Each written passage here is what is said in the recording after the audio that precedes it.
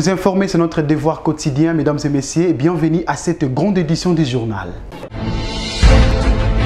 Débutons cette édition par la cérémonie du lancement officiel du clinique des jeunes de l'Université de Kinshasa par la faculté de psychologie à l'UNIKIN le mardi dernier.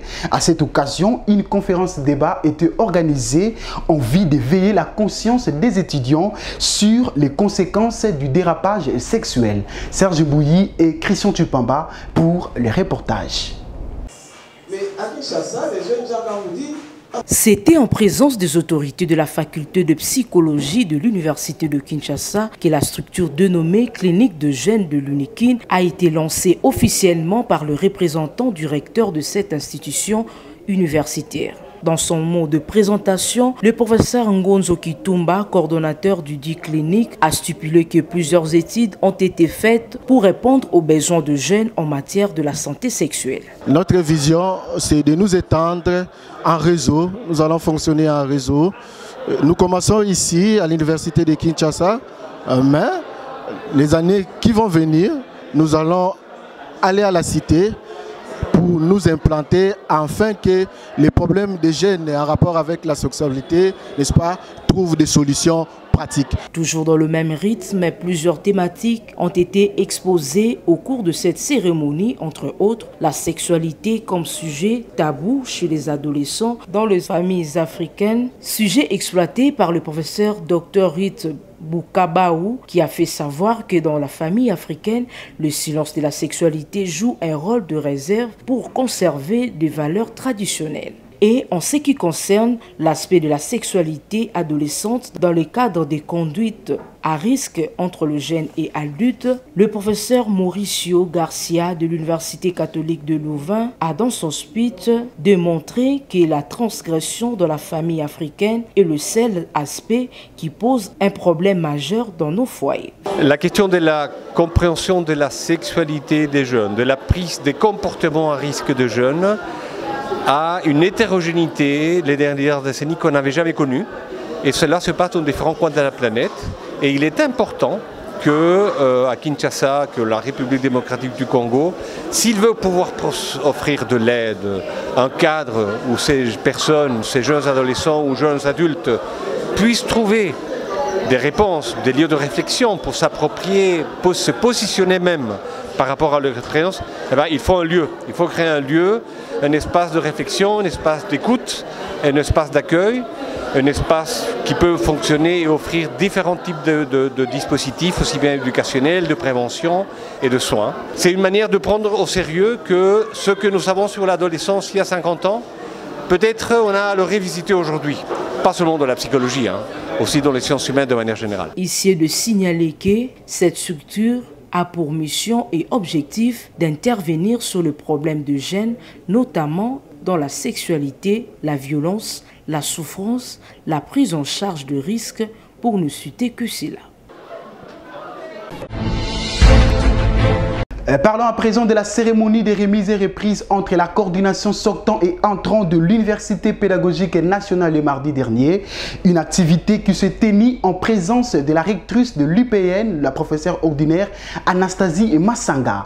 Le reportage de Martin Tissambou et Christian Tupamba.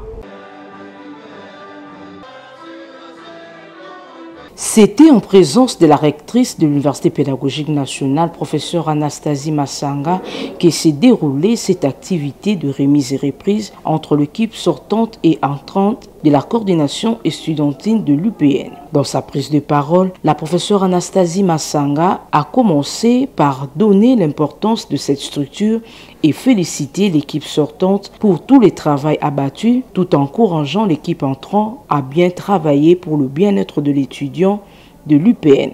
Après la lecture du procès verbal, l'heure était à l'installation de la nouvelle coordination faite par le numéro 1 de l'UPN. Prenant la parole, l'ancien coordonnateur des étudiants a épinglé quelques réalisations faites par son bureau et donné quelques conseils au nouveau coordonnateur des étudiants. De son côté, le nouveau coordonnateur a aussi remercié tous les étudiants pour leur confiance placée à sa personne et les a promis de travailler pour la bonne visibilité de l'UPN. Au-delà de la joie, nous nous disons que nous avons une charge, celle de servir les étudiants et répondre à leurs besoins.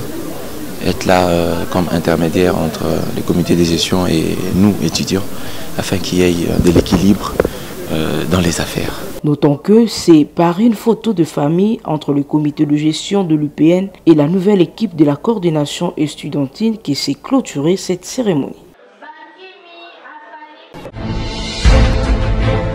Réunion extraordinaire organisée par les comités de gestion de l'Institut supérieur pédagogique de Kinshasa le lundi dernier. Ceci après les constats faits par cette communauté de cette institution sur la non-existence d'une association sans but lucratif dénommée les Anciens de l'ISP-Tekin et un message qui a été adressé par cette structure illégale à l'actuel comité de gestion. Valangolou pour plus de précisions.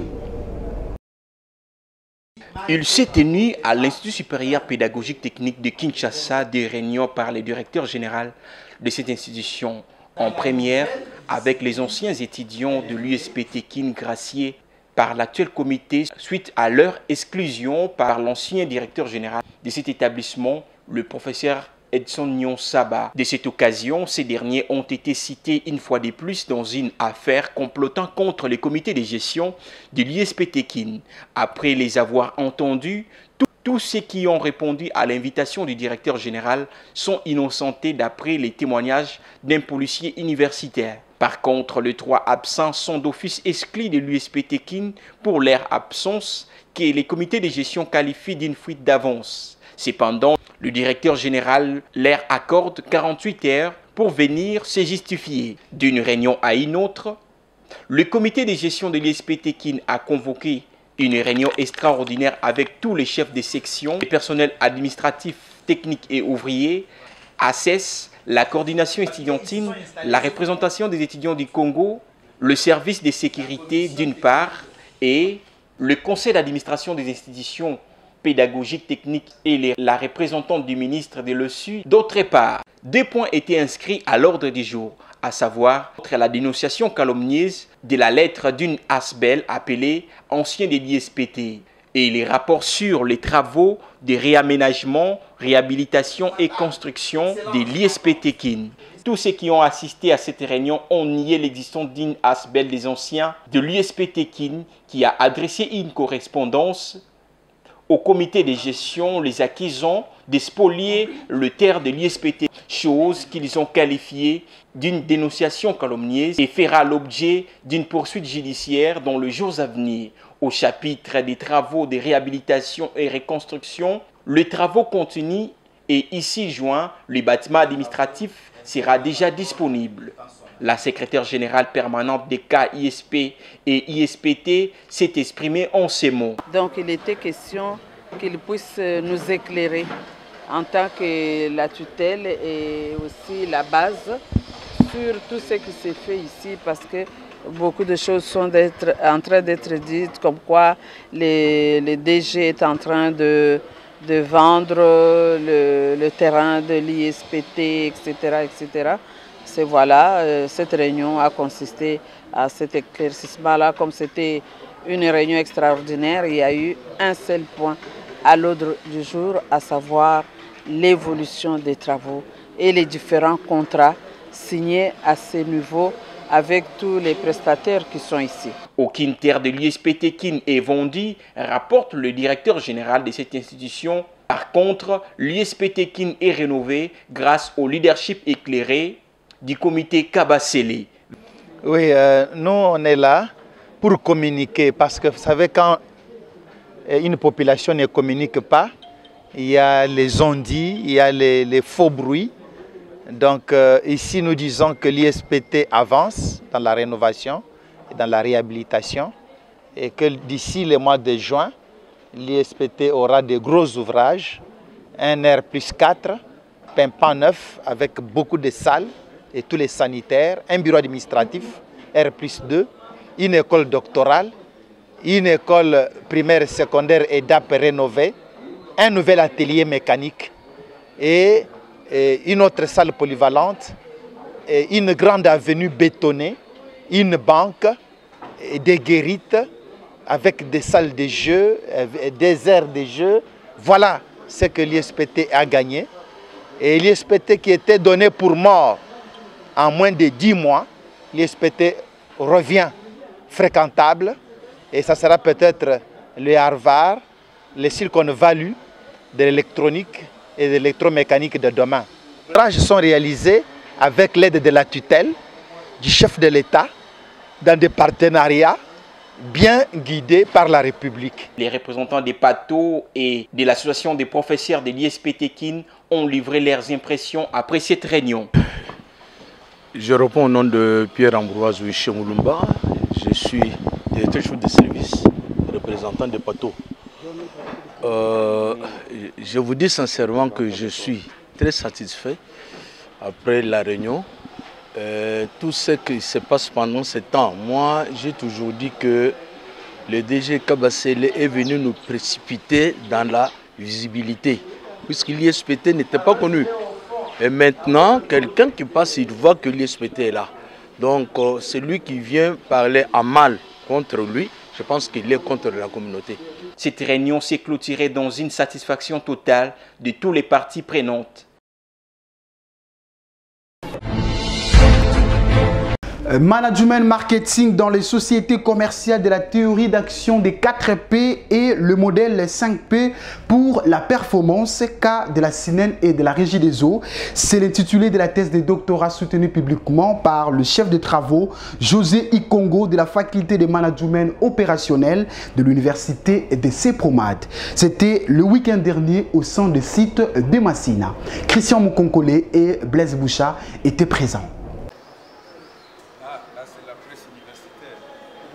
Mettre en place des mécanismes qui placent les managements marketing au centre des théories d'action dans le but d'atteindre les objectifs du développement intégral et durable en République démocratique du Congo, c'est l'objectif poursuivi par le chef des travaux José Ikongo lors de sa soutenance publique des thèses de doctorat axées sur le management marketing dans les sociétés commerciales de la théorie d'action des 4P vers le modèle des 5P pour la performance le week-end dernier dans la salle polyvalente de l'université du CEPROMAD. Partant de la méthode stratégique et technique documentaire et d'entretien, les récipiendaires a proposé un 5e P pour servir des modèles partant duquel les responsables des sociétés qui doivent se référer pour une bonne production des biens et services. Après délibération à huis clos par le membre du jury, l'impétrant a réussi avec la mention la plus grande distinction à la satisfaction de tous.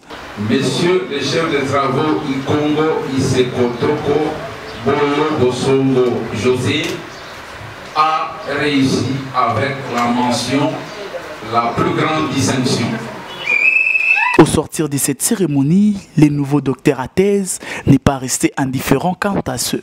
Et de l'épée en ce qui concerne la gouvernance, la gestion et sur tous les plans au niveau de la production, c'est-à-dire ces 5e P mis ensemble au niveau de la régie des eaux s'ils appliquent réellement, alors ils doivent tenir compte d'éviter ces fléaux de canard batté. C'est une thèse qui apporte un plus dans les autres thèses qu'on a publiées. Par rapport à la thèse, ce n'est qu'un document qui évolue. Vous avez entendu, le promoteur m'a dit, c'est maintenant le commencement du travail. Alors vous qui suivez, à donner vos travail, appliquez ce que les professeurs demandent. Poursuivons ce journal par le message de félicitations de l'Institut supérieur d'architecture et d'urbanisme adressé à son Excellence Madame la Première ministre Judith Toulouka. Suivez. Message de félicitations à son Excellence Madame la Première ministre. Excellence, c'est avec immense joie et confiance que nous avons accueilli votre nomination à la primature à la tête du gouvernement de notre pays. Au nom de la communauté de l'Institut supérieur d'architecture et d'urbanisme et à titre personnel, je vous félicite pour cette nouvelle promotion bien méritée par votre expertise, votre savoir-faire, vos efforts et votre implication dans la gouvernance de notre pays. Vous voici prête à affronter un nouveau challenge professionnel et je ne peux que vous souhaiter le plus grand succès dans vos nouvelles fonctions, beaucoup de courage et une réussite car vous êtes notre miroir. J'ai apprécié d'avoir travaillé pour vous étant consultant au PNUD et je sais de quoi vous êtes capable et j'espère de tout cœur que ce nouveau statut professionnel comblera toutes les attentes. Nos vives félicitations à vous, Madame Judith Toulouka Souminoa, Première ministre, professeur ordinaire René Mpourou Mazembe, directeur général de l'ISAU. Une structure de plus vient de s'ajouter en République démocratique du Congo. Il s'agit de la Fondation Justice Mujinga Kalonji qui a pour vision de soutenir le peuple congolais par les actions de développement. Cette cérémonie officielle du lancement de cette structure a eu lieu le vendredi dernier dans la salle de Mama Olala. Valangolou nous en dit plus. C'est officiel. La Fondation Justice Mujinga Kalonji est lancée ce vendredi 29 mars dernier en la salle Mama Olala dans la commune de Lingwala. Une cérémonie qui a connu la présence de plusieurs invités des marques, à l'occurrence les conseillers communaux, le notable de la commune de Lingwala et autres personnalités. À la parole, Justine Mujinga Kalonji a donné les objectifs de cette fondation dont elle est présidente fondatrice. Oui, j'ai fait cette activité pour officialiser ma fondation qui est intitulée Fondation JMK Bonheur de tous. C'est pour aider, c'est en faveur d'aider les autres. J'ai fait l'appel à tout le monde qui m'écoute aujourd'hui, hommes, femmes, organisations internationales et nationales, le chef de l'État et les autorités en place pour me soutenir ensemble. Après quelques témoignages des participants, cette cérémonie s'est clôturée avec les adhésions de masse à la Fondation Justine Mujinga, en sigle JMK, dans une ambiance totale.